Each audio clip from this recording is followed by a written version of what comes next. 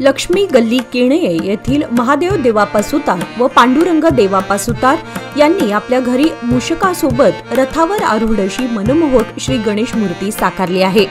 हिमालय पर्वताचा देखावा सादर केला आहे। रथ व श्रीमूर्ती पूर्णपणे शाडूमध्ये बनवलेली आहे।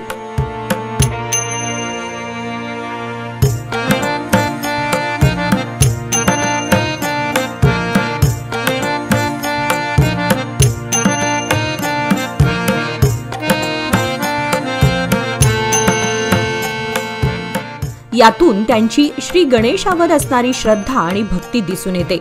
हा देखावा पाहण्यासाठी परिसरातील भक्तांची गर्दी होत आहे। किणयेच्या सुतार बंधूंना तरुण भारत परिवाराच्या वतीने गणेशोत्सवाच्या हार्दिक शुभेच्छा।